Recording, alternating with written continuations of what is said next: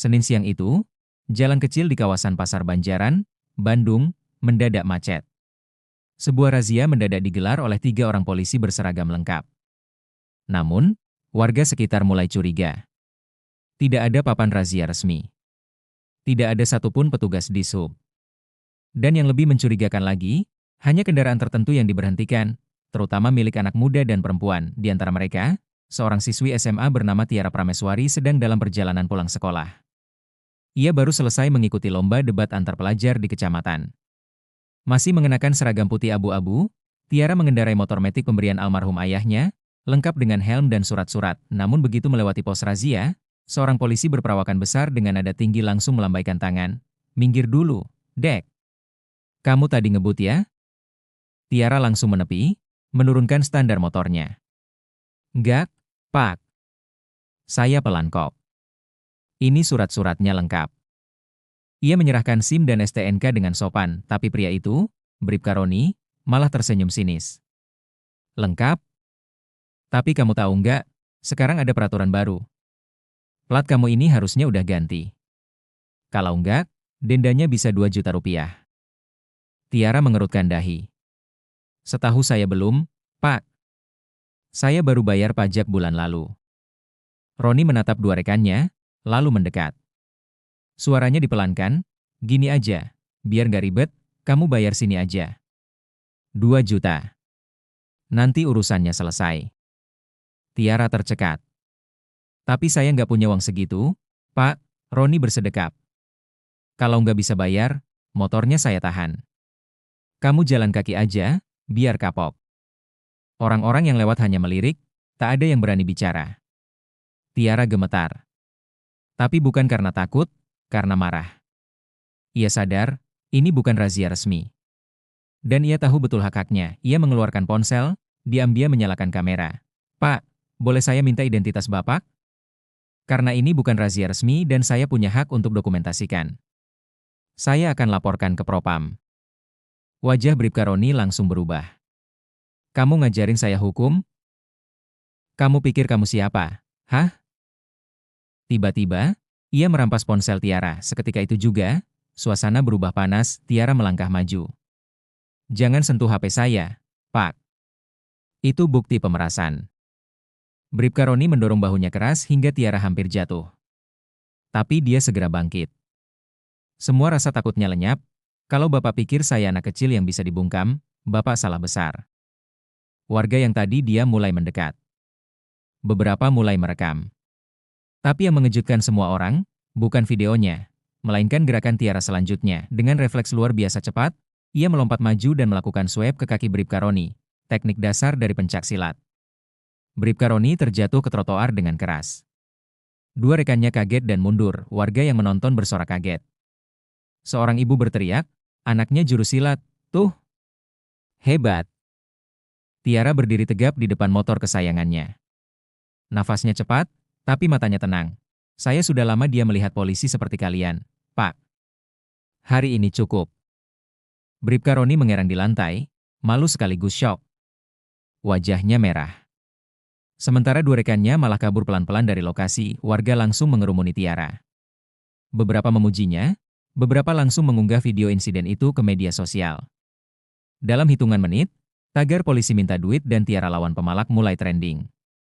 Beberapa jam setelah kejadian di Jalan Pasar Banjaran, dunia maya berguncang. Video berdurasi 1 menit 45 detik yang memperlihatkan seorang siswi SMA menjatuhkan polisi berseragam dengan jurus silat, lengkap dengan narasi pemalakan, langsung viral di berbagai platform sosial media. Judul video di Twitter dan TikTok menjadi trending. "Siswi SMA hantam oknum polisi nakal 2 tanda seru 2, razia ilegal 2 tanda seru 2 minta 2 juta, kena tendang." Netizen pun langsung membanjiri kolom komentar. "Salut buat adek Tiara, berani banget. Akhirnya ada juga yang lawan oknum kayak gini. Malu-maluin institusi, pecat tuh polisi." Sementara itu di rumah Tiara, suasana mendadak berubah tegang. Tiara baru sampai rumah ketika beberapa wartawan lokal sudah menunggu di luar pagar. Ibunya, Bu Marni, tampak cemas. Tapi Tiara tetap tenang. "Bu, jangan takut. Aku nggak salah. Aku cuma bela diri dan bela hak aku. Ayahnya sudah tiada sejak 2 tahun lalu. Tapi semasa hidupnya, almarhum adalah pelatih silat tradisional dan aktivis hukum adat. Semangat itu kini terlihat jelas dalam diri Tiara. Tak berselang lama, sebuah mobil hitam berhenti di depan rumah. Keluar dari sana tiga pria berpakaian sipil namun berpenampilan tegas. Salah satunya memperkenalkan diri. Saya Kompol Raditya, dari Propam Polda Jabar. Kami mendapat perintah langsung untuk menyelidiki kasus ini. Ibunya Tiara tampak terkejut, namun Kompol Raditya bersikap sangat sopan dan tenang. Mereka meminta keterangan dari Tiara secara resmi dan membawa bukti video serta identitas Bribka Roni. Yang mengejutkan, ternyata Bribka Roni dan dua rekannya bukan sedang menjalankan tugas resmi, melainkan melakukan razia fiktif yang sering mereka lakukan diam-diam di area padat penduduk. Kami sudah pantau aktivitas Roni dan timnya selama sebulan, tapi belum punya bukti. Dan Tiara secara tidak sengaja memberikan bukti itu, ujar Kompol Raditya. Tiara hanya tersenyum kecil. Beberapa hari kemudian, dalam sebuah konferensi pers yang disiarkan langsung oleh media nasional, Kapolda Jabar menyampaikan pernyataan tegas. Kami menyesalkan tindakan tidak profesional dari oknum anggota kami. Bribka Roni saat ini sudah dinonaktifkan dan ditahan untuk pemeriksaan lebih lanjut. Kami berterima kasih kepada masyarakat, khususnya Ananda Tiara, atas keberaniannya. Sontak, nama Tiara Prameswari menjadi buah bibir di seluruh negeri. Dari siswa biasa, ia berubah menjadi simbol perlawanan generasi muda terhadap ketidakadilan, namun, tidak semua pihak senang. Beberapa kelompok dalam tubuh kepolisian diam-diam merasa malu dan terganggu dengan pemberitaan itu. Tiara mulai menerima teror anonim via telepon dan pesan singkat. Berhenti sok jadi pahlawan, Dek. Dunia ini nggak sesimpel itu. Tapi Tiara tidak gentar. Ia justru menghubungi salah satu tokoh HAM lokal dan menyampaikan bahwa ia siap memberikan testimoni, asal keadilan ditegakkan sampai tuntas, dan tanpa diduga, bantuan besar datang dari arah yang tak terduga. Setelah video viral dan penyelidikan internal oleh Propam Polda Jabar, Tiara Prameswari tidak lagi hanya dikenal sebagai siswi SMA biasa. Ia telah menjadi simbol perlawanan terhadap arogansi dan ketidakadilan aparat. Namanya mulai disebut di berbagai berita nasional, hingga menarik perhatian Komnas HAM dan bahkan beberapa tokoh nasional. Tiara kemudian diundang ke Jakarta untuk menghadiri forum nasional bertajuk Perempuan Muda, Suara Keadilan, yang dihadiri oleh aktivis, pegiat hukum, tokoh nasional, dan juga perwakilan dari Mabes Polri. Di atas panggung sederhana namun elegan, Tiara berdiri dengan gagah mengenakan seragam sekolahnya. Di depan ratusan orang dan kamera TV nasional, ia berkata, "Saya tidak berniat jadi pahlawan. Saya hanya tidak ingin takut ketika saya benar. Dan saya tidak mau melihat aparat menindas rakyat kecil hanya karena mereka bisa." Ruang acara hening. Lalu tepuk tangan membahana.